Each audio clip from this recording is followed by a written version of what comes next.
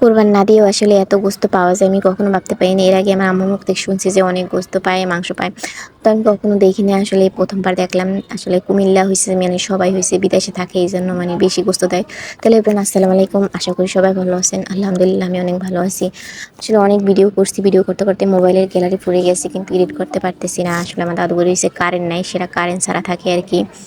তো কারেন্ট আনতে অনেক টাকা লাগবে, এই জন্য আর কি কারেন্ট আনতে পারে না। তো এই যুগে এসেও মানে সেরা কারেন্ট ছাড়া থাকে আর কি, মানে সেরাক জ্বালে আর কি, ল্যাম্প জ্বালে থাকে আর কি।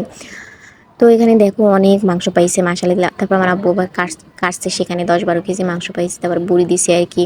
তো এই মাংসগুলো তো আমার আব্বু প্রথমে এসে বলতেছে মাংসগুলোকে ধুয়ে খুব সুন্দর করে তাড়াতাড়ি চুলায় বসাবার জন্য। আসলে নতুন 2টা জামাই আছে বাসায়, তো ওদেরকে তো দিতে হবে তাড়াতাড়ি করে। পরে এখানে আবার একটা বুড়ি আনছে, তো বুড়ি দেখতেছে আমার বোনে আবার গরম পানি দিয়ে খুব সুন্দর করে দিতেছে। মানুষ বলতেছে চুন দিও নাকি, বুড়ি উঠায় তো চুন দিয়ে, আমি মনে করি গরম পানি দিয়ে কি সুন্দর করে উঠে যাইতেছে খুব সহজেই, এত কষ্টও করা লাগে না। তা আমি আবার এখানে আবার বসে আবার সাত পাল্লাটা ওটা করছে, ওটা করতে আমার অনেক ভালো লাগছে। মানে সাত পাল্লাটা মানে ডলা দিলেই উঠে যায়, বেশি কষ্ট করতে হয় না আর কি। তারপরে আসলে এই কুমিল্লা এলাকায় তো মানুষ নাকি অনেক বড় লোক, এই জন্য মানে সবারই গোস্ত দেয়।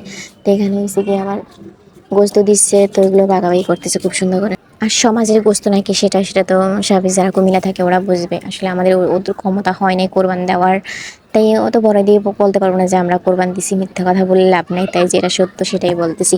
তো এখানে হয়েছে গোস্তগুলো আমার আম্মু খুব সুন্দর করে ধুয়ে নিতেছে আর কি।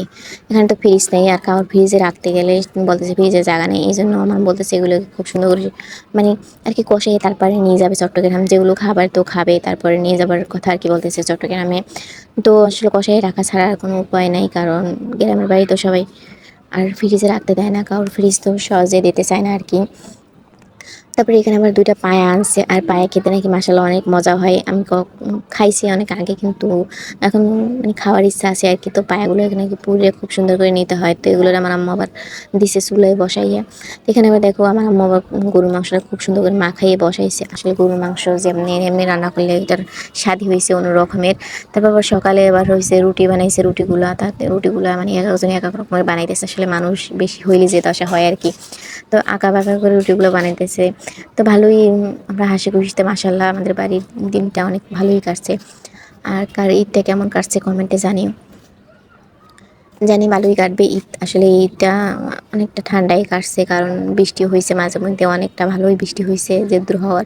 তারপর আমার আম্মু আবার এখানে গোস্ত মাখাই বসাই দিছে, তোমার আব্বু বলতেছে এটাকে লাড়া দেওয়ার জন্য। তো আমি বলতেছি না, অনেক মাংস পড়ে টরে গেলে তখন আরেক সমস্যা, কারণ হয়েছে মাংসের ঝোল পড়লে আসলে যেখান থেকে পড়বে সেখান থেকে পড়ে যাবে। তো আমার আব্বু আবার এটা খুব সুন্দর করে লাড়াই মানে লেড়ে দিছে। তো সবাই ভালো থাকে, আল্লাহ হাফেজ।